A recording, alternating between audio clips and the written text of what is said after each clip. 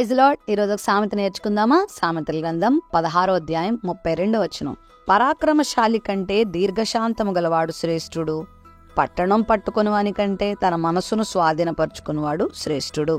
పరాక్రమశాలులంటే చాలా శ్రేష్టమైన వారు, చాలా గొప్పవారు. ఎందుకంటే వారికి చాలా చతురత ఉంటుంది, యుద్ధ నైపుణ్యం ఉంటుంది. ఎంత భయంకరమైన శత్రువునైనా వారు నేలమట్టం చేయగలిగినటువంటి శక్తియుక్తులు వారి దగ్గర ఉంటాయి. వాళ్ళ దగ్గర ఉన్నటువంటి ఆయుధాలని వారు చాలా చాకచక్యంగా ఉపయోగిస్తూ ఉంటారు. పరాక్రమము చాలా గొప్పండి. అయితే బైబిల్ చెప్తుంది, పరాక్రమశాలి కంటే దీర్ఘశాంతం గలవాడు శ్రేష్టమైన వాడంట. దీర్ఘశాంతం అంటే ఏంటంటే ఓర్చుకోవడం, ఓర్పు, సహనము.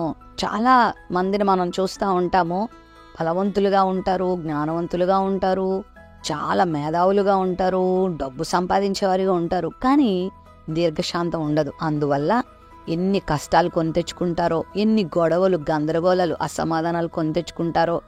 అయితే నీకు అత్యధికమైన బలమున్నా, ధనమున్నా, జ్ఞానమున్నా, మేధస్సున్నా, దీర్ఘశాంతం లేకపోతే నువ్వు జీవితంలో ఫెయిల్ అయిపోతావు. జీవితంలో మరి నువ్వు అనుకునని విపత్కరమైన పరిస్థితులు కొని తెచ్చుకుంటావు.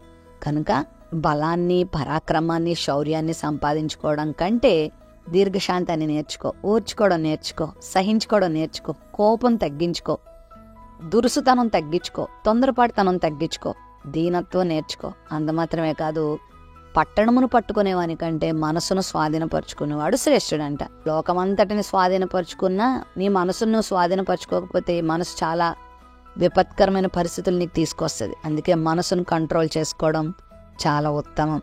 దాన్ని నేర్చుకో. మనసు ఎలా కంట్రోల్ అవుతుందంటే దేవుని వాక్యం దగ్గరికి వచ్చినప్పుడు, దేవుని వాక్యానికి లోబడినప్పుడు, దేవుని వాక్యం దగ్గర నువ్వు శిరస్సు వంచినప్పుడు, ఆయన వాక్యాన్ని నువ్వు నెరవేర్చినప్పుడు నీ మనసు స్వాధీనంలో ఉంటుంది. లేకపోతే నీ జీవితాన్ని నాశనం చేసేలాగా, నీ పరువు తీసేలాగా నీ మనసు ప్రవర్తిస్తుంది. కాబట్టి మనసును కంట్రోల్లో పెట్టుకో. ఒకవేళ పరాక్రమం నీకు లేకపోయినా, పట్టణమునంతా సంపాదించుకునే చాకచక్యం నీకు లేకపోయినా, నువ్వు శ్రేష్టమైన అనుభవంలోనికి వస్తావు.